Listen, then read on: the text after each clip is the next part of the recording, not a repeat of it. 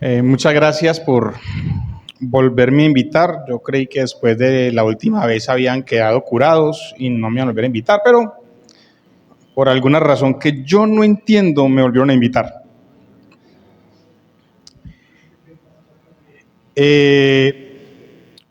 Para comenzar, quiero contar,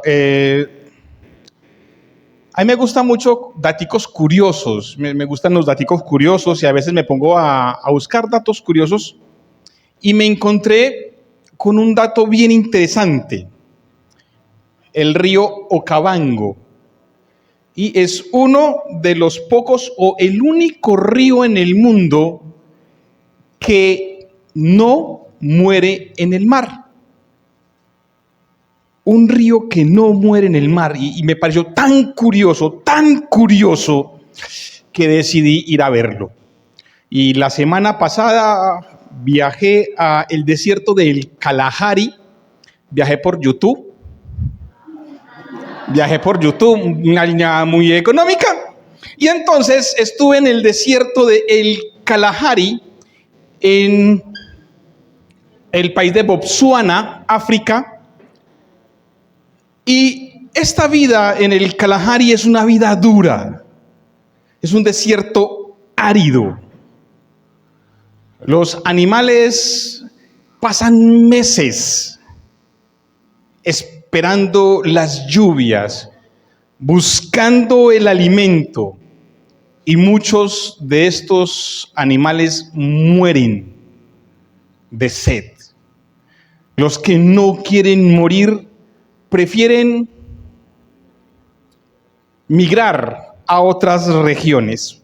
Pero en un país vecino, en el país de Angola, se suelta el aguacero, un señor aguacero, una lluvia el invierno, y desborda las aguas del río Okavango que terminan inundando el desierto del Kalahari. Y con esta inundación, este desierto árido, seco, empieza a dar brotes de hierba. Con los brotes de hierba llegan los herbívoros que aprovechan la abundancia de comida para procrear. Con la llegada de los herbívoros aparecen los depredadores, que aprovechan la abundancia de presas para alimentarse. Y todos disfrutan la abundancia de aguas, pastos, árboles, mientras en Angola, el país vecino, hay lluvias. En Botsuana, el desierto del Kalahari, hay vida. Y de eso quiero compartir esta noche, de una aridez reverdecida. Y para eso les invito a que abran sus Biblias en el libro del profeta Isaías.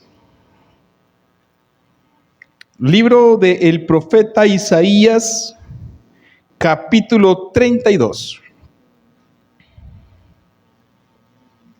Libro del profeta Isaías, capítulo 32, versículos 15 al 20. Cuando usted lo encuentre, puede decir amén, aleluya, gloria, Dios lo bendiga, Rey de Reyes, por los siglos de los siglos, amén. Cualquier cosa que me indique que ya lo encontró. Si quiere se puede poner de pie, también es válido, como quieran, como se sientan cómodos.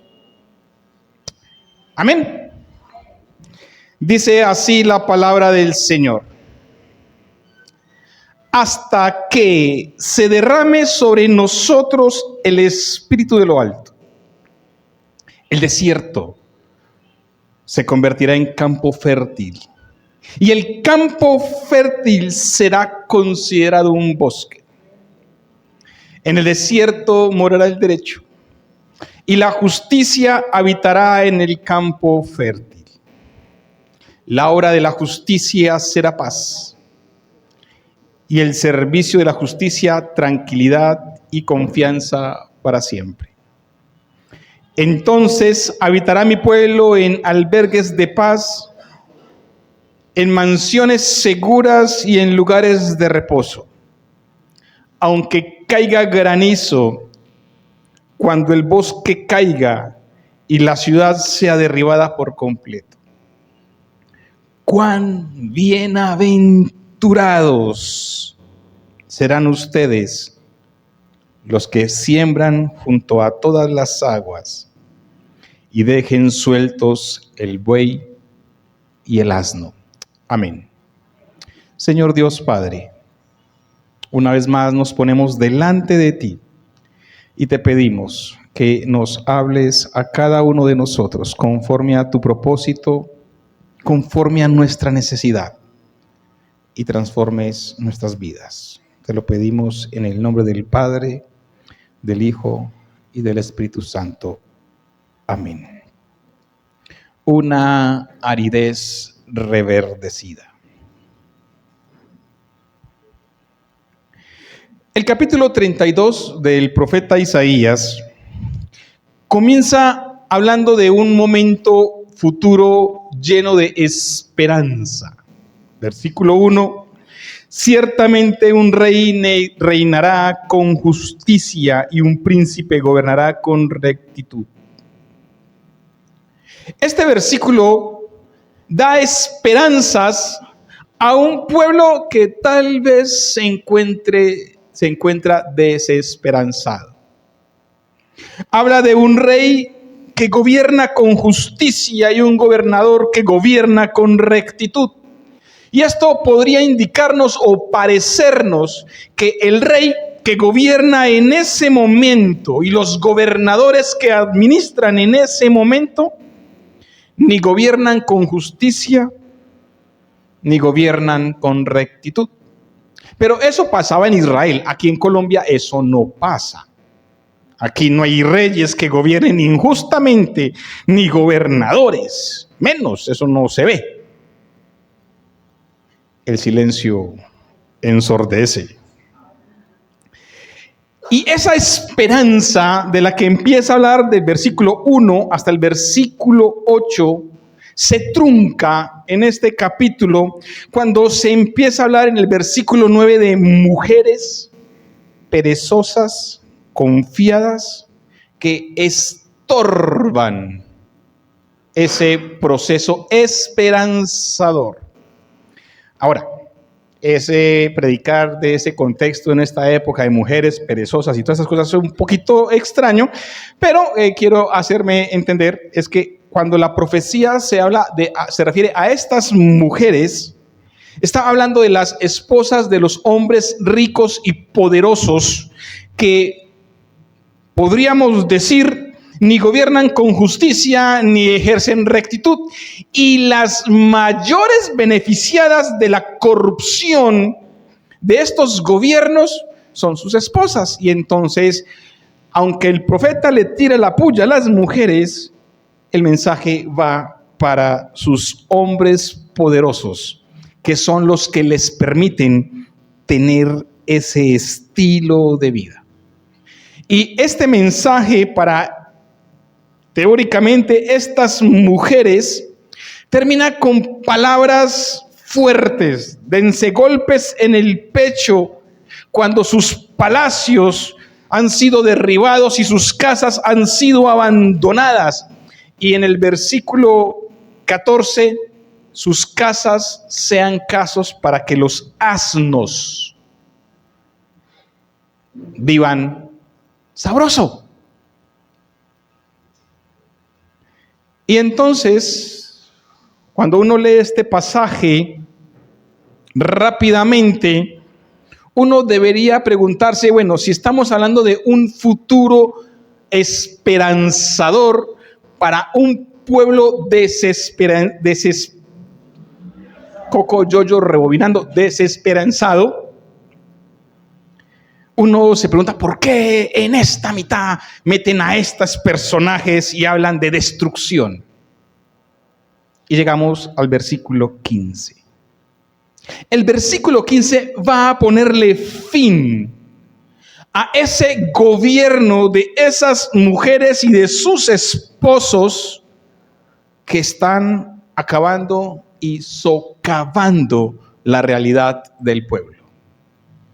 Y lo más interesante es que dice, ¿hasta qué? Ese hasta qué pone el límite final.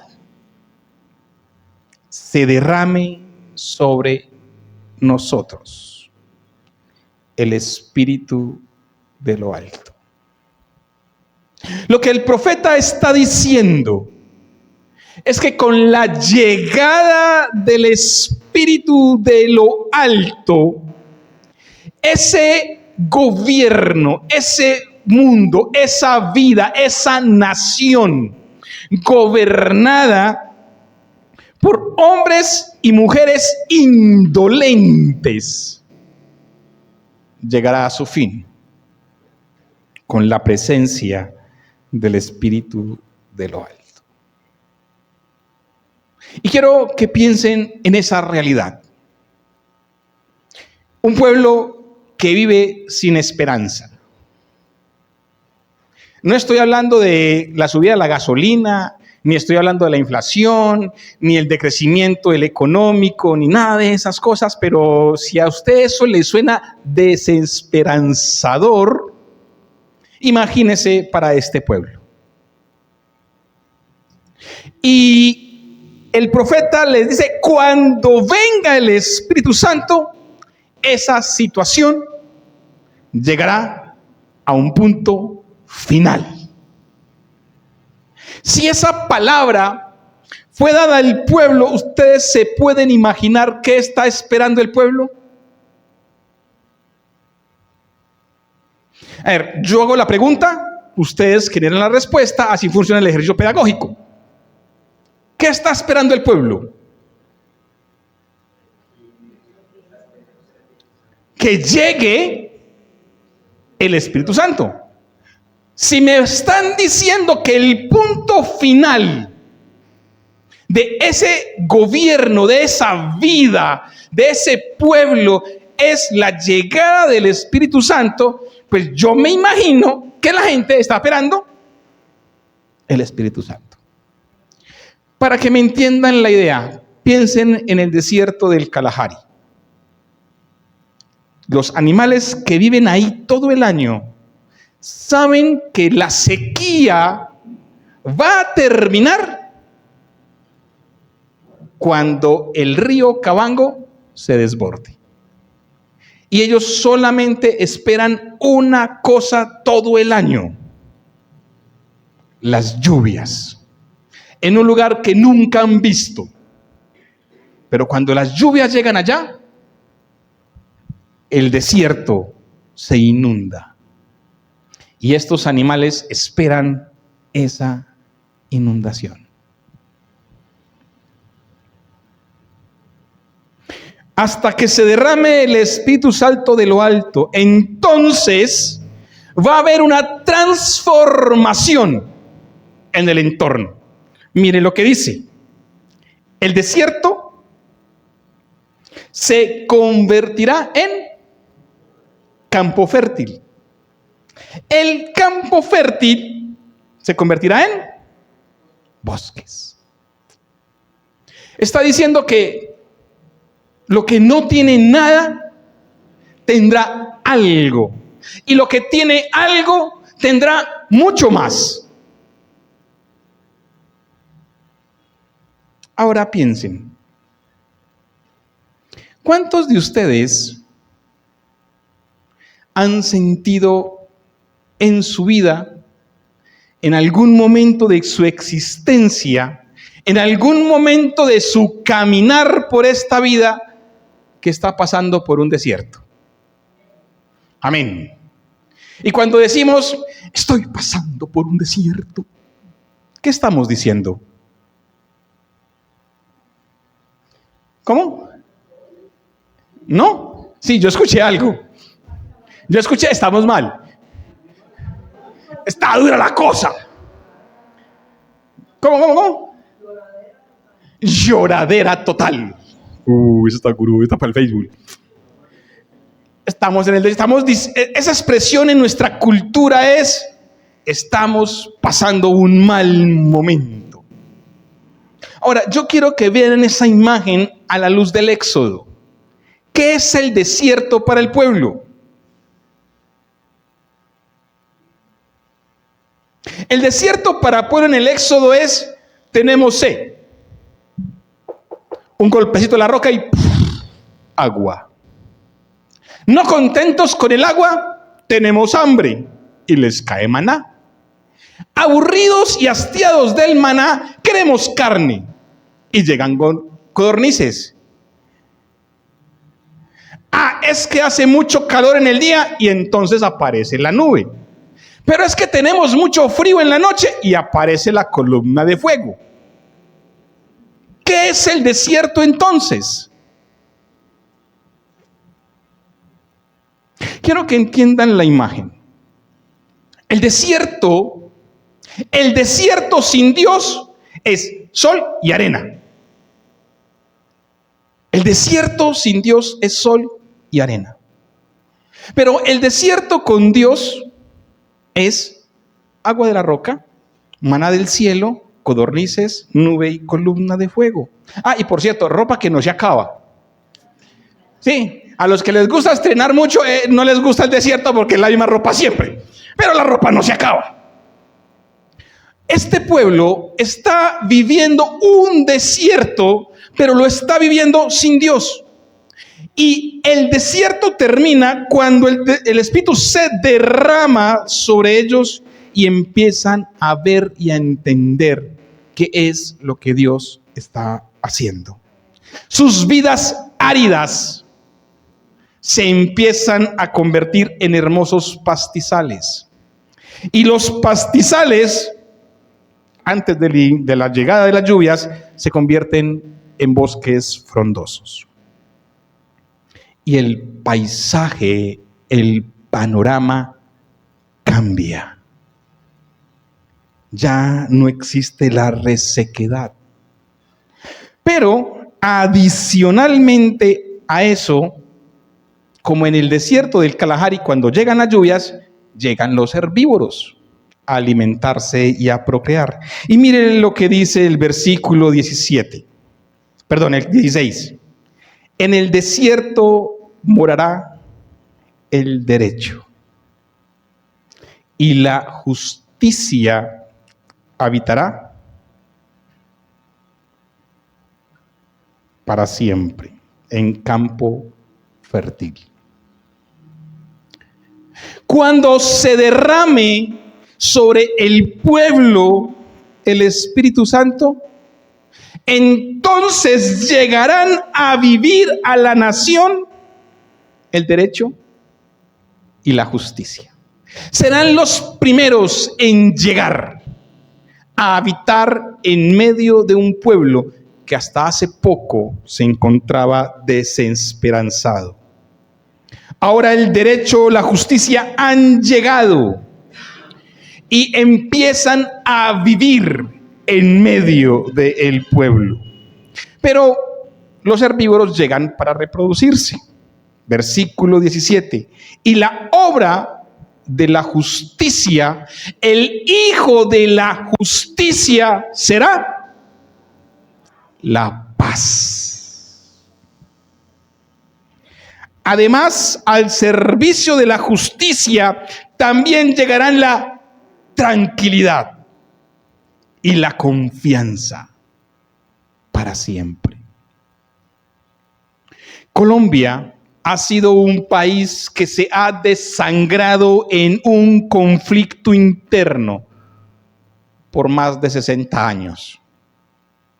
Pero antes de nuestro conflicto hubo otro conflicto. La época de la violencia. Ese no me tocó a mí. Le tocó a mi abuelo.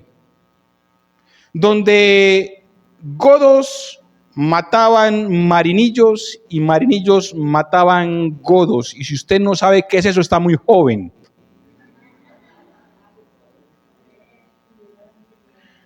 Los que pertenecían al partido político liberal o tenían afinidades políticas liberales les decían marinillos.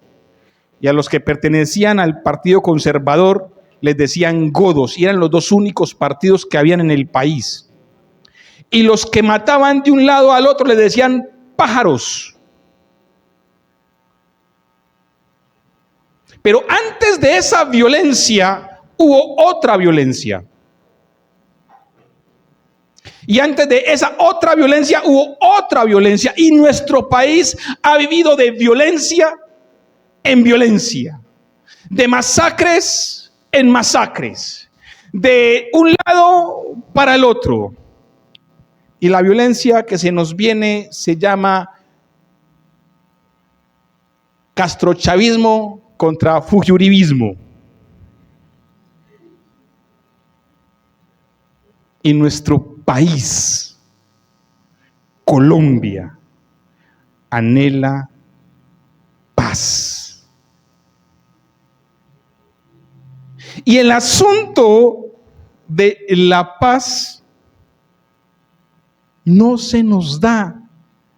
Y pasamos de un partido político a otro, de unas ideologías socioeconómicas a otras.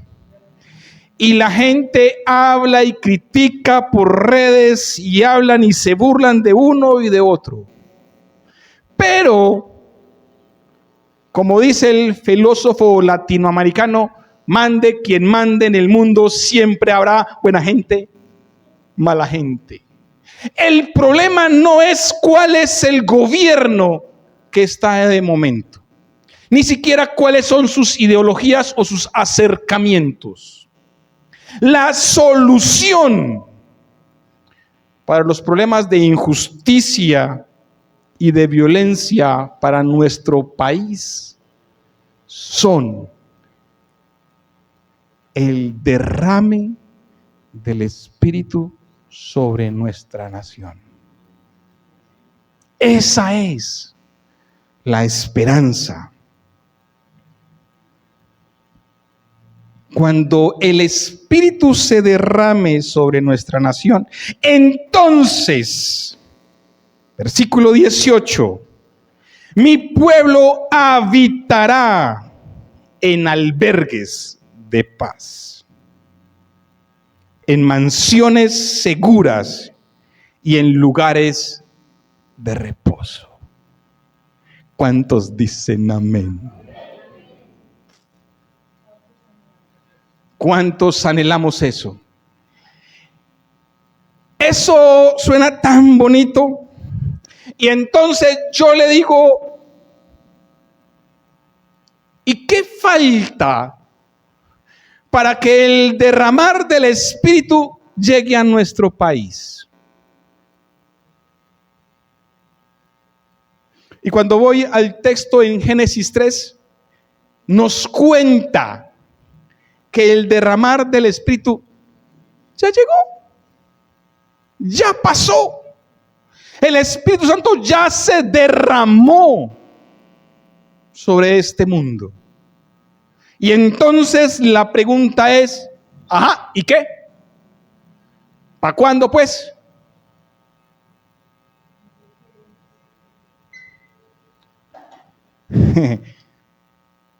Creo que la respuesta está en una aseveración no de los que no lo quieren recibir.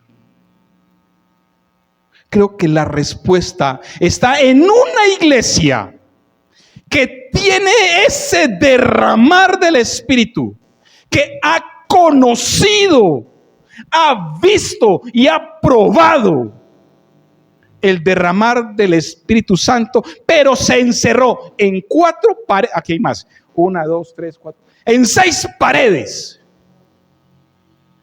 y no ha querido compartir ese derramar a otras personas. El problema no es que el mundo no lo quiera recibir, el problema es que una iglesia encerrada no lo quiera compartir. En términos del apóstol Pablo, ¿y cómo oirán?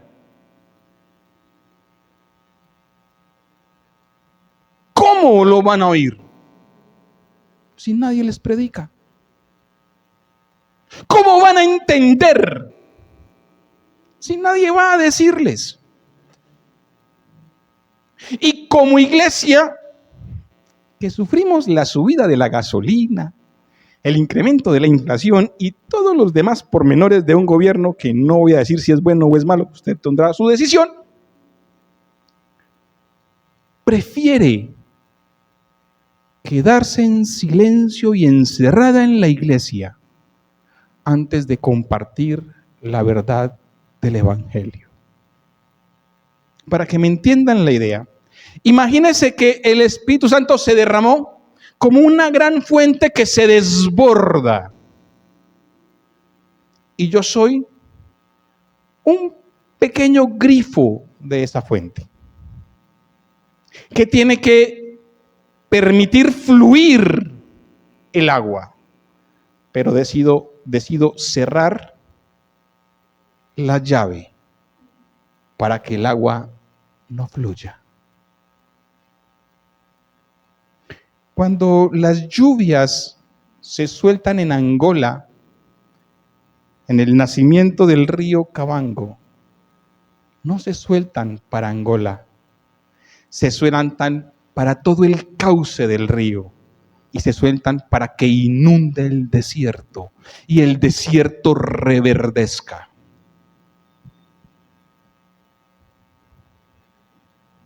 Lo que quiero decir es que nosotros, la iglesia, los conocedores de la verdad, somos los primeros y directos responsables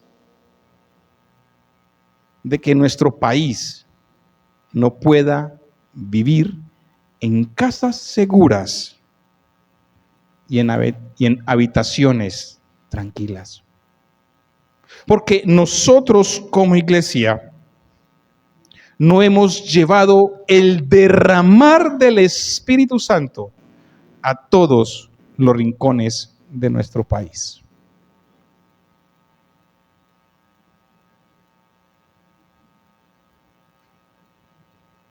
Si queremos un cambio en nuestra nación, tenemos que empezar por cambiar nuestra mentalidad. La iglesia no se hace en este lugar. La iglesia se hace afuera. Digámoslo así, este es un break donde la iglesia se reúne para adorar, para alimentarse, para crecer. Y con lo que se recibe aquí, se debe impactar allá. Y mire lo que dice el versículo 19. Porque todo está muy bonito hasta ahora, pero aunque caiga granizo, cuando el bosque caiga y la ciudad sea derribada por completo, la llegada del Espíritu Santo no le va a poner fin a los problemas. Problemas van a haber, va a caer granizo, el bosque se va a quemar y la ciudad va a caer destrozada, pero hay una diferencia. Versículo 20. Bienaventurados serán los que siembran junto a las aguas del derramar del Espíritu del versículo 15. Y dejarán sueltos al buey y al asno. Yo nací en un hogar creyente. Toda mi vida se pasó entre la iglesia y el colegio. Y recuerdo en mi juventud en el barrio, yo soy de Castilla, niño. Yo soy de Castilla. Yo tengo el ñero por dentro. En las lomas de Castilla, mis amigos de barrio, de cuadra, salíamos a jugar Jamie. ¿Saben qué es jugar Jamie? Las nuevas generaciones no sé. ¿Sí? Hacíamos una pilita de piedra, la tomamos con una pelota y la volvíamos a armar. En una loma así en Castilla, oiga, una loma. Y ahí jugábamos Jamie. Y mientras nosotros, los pelados de la cuadra, jugábamos, llegaban los grupos armados del barrio a reclutar a los jóvenes. Nos decían ciertas cantidades de plata, me acuerdo mucho, 10,000 pesos. 10,000 pesos, era muy poquito, ¿no? Y muchos de mis amigos tomaban los 10,000 pesos, dejaban el Jamie y se iban. Éramos como 40 pelados, de los cuales solo quedamos 3 con vida. Mi hermano, un amigo porque se lo llevaron para Canadá y yo. Lo interesante es que cuando llegaban los grupos armados a reclutar a los pelados,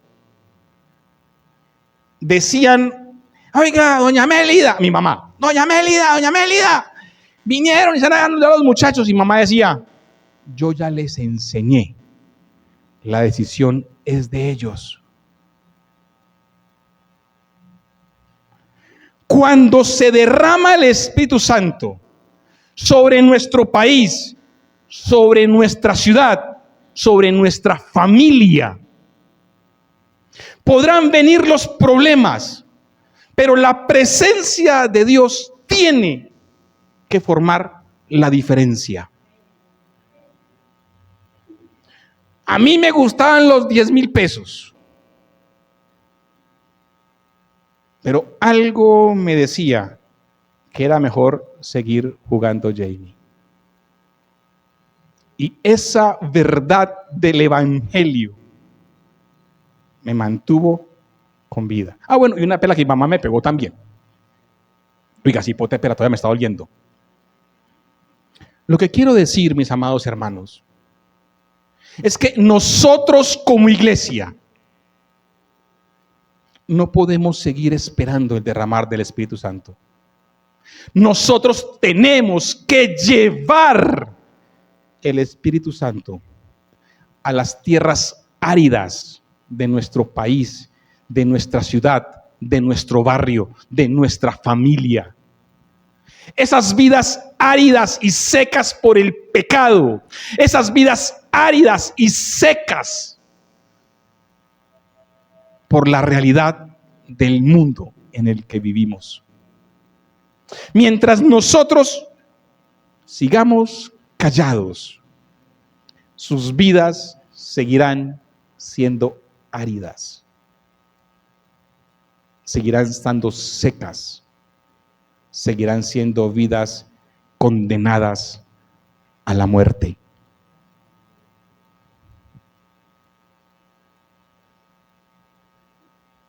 Nosotros somos una iglesia, o hemos sido una iglesia, que siempre ha estado esperando que nos den. Las iglesias latinoamericanas siempre han estado con las manos abiertas para que nos dan. Pero nuestra responsabilidad no es esperar que nos dan. Nuestra responsabilidad es dar de lo que Dios ya nos dio, y es su palabra y su espíritu. Hasta que la iglesia no empiece a compartir del derramar del Espíritu Santo, Colombia no va a cambiar. No importa si el gobernante es de derecha, de izquierda, del centro, de arriba, de abajo, de un lado, del otro. Eso no va a cambiar al país. El problema no es que sean ideologías de derecha o de izquierda, socialistas o capitalistas, que sean afines o no a uno o a otro candidato, a uno o a otro partido. Ese no es el problema. El problema es una iglesia que come callao. Una iglesia que decidió no compartir el derramar del Espíritu Santo. Ahora, quiero invitarte a que cierres tus ojos y pienses cómo está tu vida.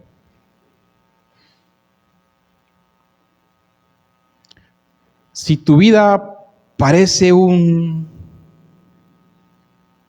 sequedal, si estás más árido que el desierto del Kalahari, Si no conoces de Dios, te invito a que lo invites a tu vida. Y le digas a Dios: Señor, derrama tu espíritu sobre mi vida. Pero, si tú ya conoces de Dios,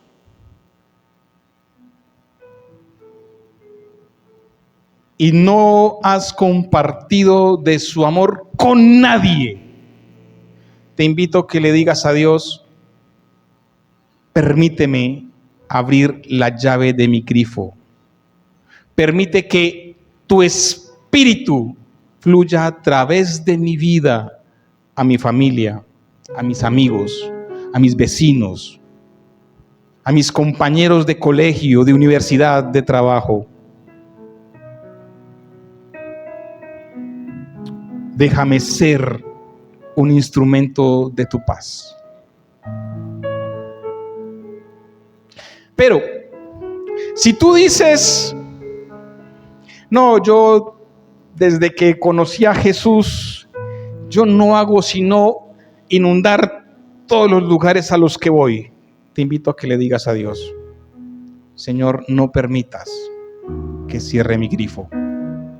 No permitas que yo me convierta en un impedimento para el derramar de tu Espíritu Santo.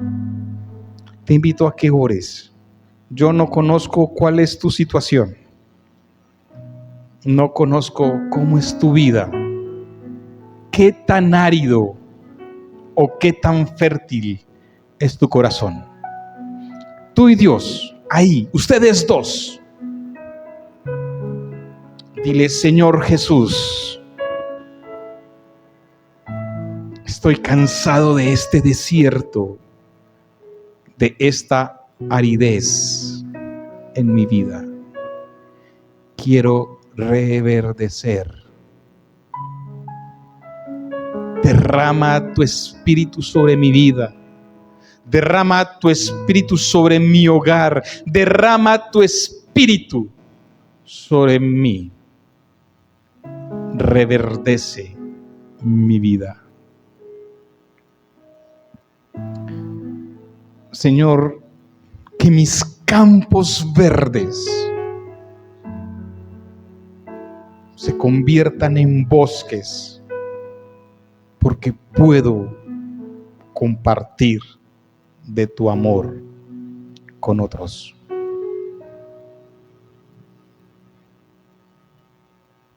Señor Jesús, permite que la justicia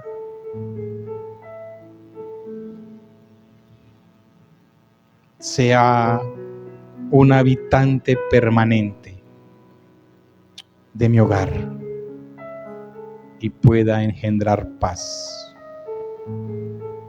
pueda engendrar rectitud y pueda vivir en confianza. Amén y amén. Que el Señor les continúe bendiciendo.